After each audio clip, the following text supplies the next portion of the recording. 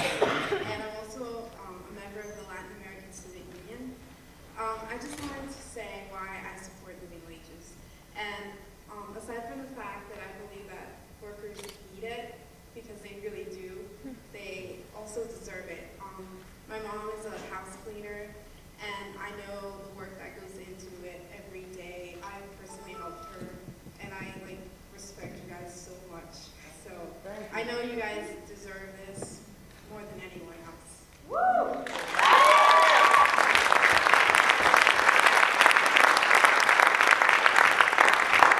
Hello, my name is Robert Scott. I'm a member of Shot Rugby. And tonight I'm just here to briefly share with you my experiences involving low wages and how they can affect each and every one of us who has worked any kind of low-paying job. Recently, I worked 2 retail jobs, each paying over $7.50 an hour. And the first 2 things people say is, why would you work for so little, and why can't you negotiate your pay? And the first thing people have to understand is that individually, we have no power to dictate how much we get paid. Because if I refused and demanded more, there'd have just been another person right behind me to take my place at $7.50 an hour, or even lower if there was no minimum wage. I would be completely discarded. So literally the rationale becomes, I'd rather work a lot for little money than not work at all and make no money. Now working 40 to 50 hours a week as a student living at home, I had just enough for a few essentials such as gas, books, and car insurance, with nothing being saved. Now how can we expect people to work those same hours, for close to the same pay, and think that they can support a family when I can barely support myself? You can't do it. To even say it can be done is borderline stupidity. Now every one of these companies always say that if you're loyal to the company and continue to work hard, that you will eventually be rewarded. But what does that mean? It means that if you work through holidays, come in at 5 in the morning and never complain, they might grace you a 3% increase every year. What is 3% of $7.50? 22.5 cents. So every year that you are loyal to a company, you might have the possibility to receive less than a quarter raise. Great. I knew a woman who once worked with me, and she was with the company for over 8 years, and she was only making $1 more than me. That's terrible. Are decent raises and wages that horrible? Honestly, what does a $1 raise amount to over a year? $2,080 if you work 40 hours a week, 52-hour weeks a year. You have companies making millions and billions of dollars off the sweat and blood of this lowest level of workers. They can't give up $2,000. Are profit margins that small? No. This boils down to one simple thing: greed. Greed of everyone on top who refuse to give up any small amount of luxury so that a multitude of people are able to live a decent life. This simple fact is the true heart of this issue. The people up top want to maximize their own wallets while finding any reason not to pay their own loyal employees anything decent. How are there always budget cuts, but the only thing ever really being cut are the benefits of lower level employees, while the wages of those up top only increase? This doesn't make sense, right? Of course not. And it still doesn't make sense if the same corporate mentality comes to our campus. Greed is not what our school is founded on and should not run our school. Compassion and empathy for our fellow man is one of the cornerstones of our institution. Why should it not apply here? Thank you.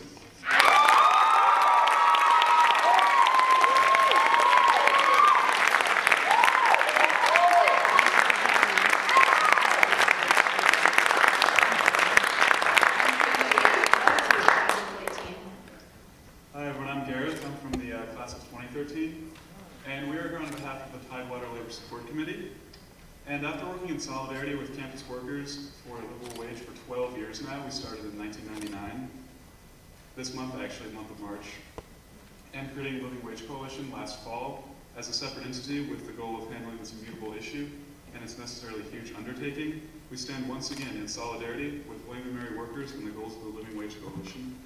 TLSC shares an interest with the LWC in promoting the rights and welfare of William & Mary workers, the campus community, and the Williamsburg community at large. As students, we view the ability of any organization to disseminate information concerning labor as a benefit to our shared goals.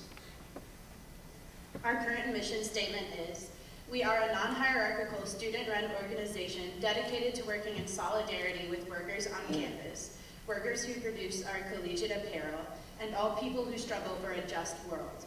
We believe in grassroots power and direct action to work towards a just and inclusive society. As such, we stand in solidarity with the goals of the Living Wage Coalition and its commitment to social justice.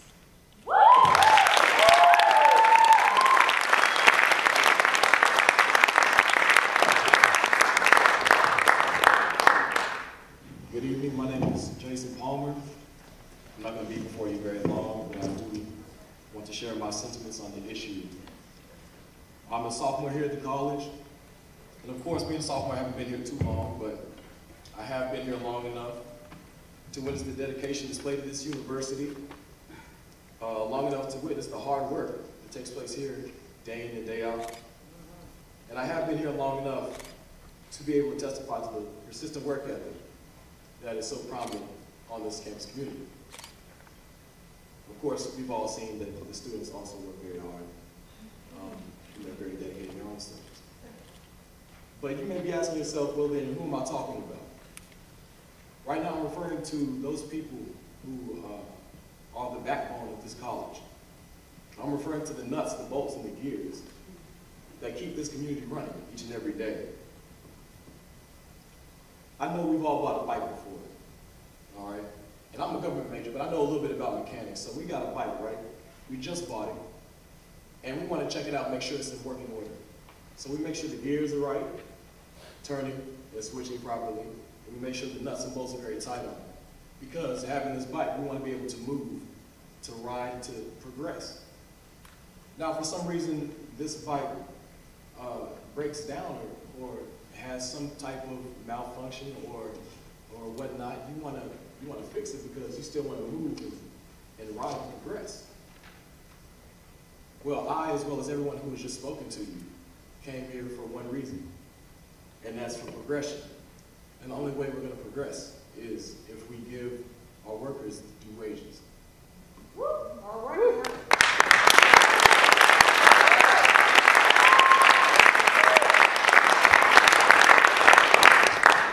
I found it startling that one could work here for so many years and not accrue enough pay as to be able to be dependent on one job, despite the large number of hours put on the clock. And I found it even more surprising that the issue persisted down through the years for so many. Yet, the drive within these people remains strong because they are exactly that, people. And we as people can sympathize with the economic situation of this time, a slowly recovering economy, gas prices that are through the roof, and other economic issues that drive our decisions and make them for us each and every day. It's hard enough to survive with good pay. You can imagine how hard it is to survive without it. And yet the irony comes into play when we learn that money is not the obstacle in the denial of living wages. And then you ask, well, what then is the obstacle? Is it complacency? Or deterrence and deflection of the issue because it's not important enough, supposedly? Or is it lack of interest in the issue because it doesn't have a wide enough support base? Well, I personally don't have the answer to that question. But I do believe that it's time to take action. And I believe it's time to ensure that the dedication at the foundation of this college and community is not rewarded, but given what has long been overdue. If not for their roles at the college, and if not for the sustenance of the people themselves, I believe our workers are entitled to living wages for the sustainment of integrity within our college community. Thank you.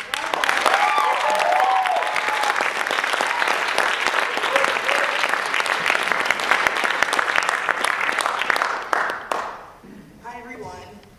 Hello.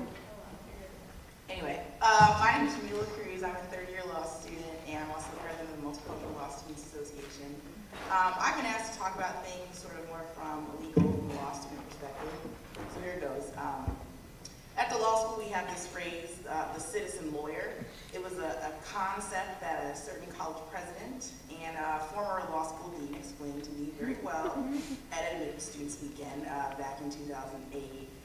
The citizen lawyer is the ideal to which we all should aspire at the law school. A lawyer who is a good citizen, gives back to the community, and helps those in need. But I ask you, what does it say about our school that doesn't, when we don't practice what we preach? I think it's a little embarrassing that in my labor law class, we learned about workers' rights and unions, and how workers have the right to organize and fight for better wages. Yet here, some people are afraid to come forward for fear of the negative consequences that might occur as a result, even though such reprisal would be illegal. And I ask, What does this say about our school where the administration discourages workers' rights? Just last week, the law school held an appreciation breakfast for our workers, yet still no talk of living wages. What does it say about our school when it offers a free breakfast once a year, but no health care benefits or raises? In less than half a year, I'll be a lawyer, and I think it is sad to say that as a public defender representing indigent clients who in Virginia must live at 125% below the federal poverty line to qualify for services, many of the workers at William & Mary would qualify for the services of a public defender because they're too poor to be able to afford their own private counsel. And I ask, what does this say about our school if we don't even treat our workers with respect and consideration where they couldn't even pay for their own legal defense? I think this is a shame. Our leader knows this is a shame. The Griffin knows. Everyone at William & Mary knows that we can do better, and we should. So, closing, I think that we should continue to fight the man, even if he hides in his office and refuses to give living wages to workers who clean his office every day.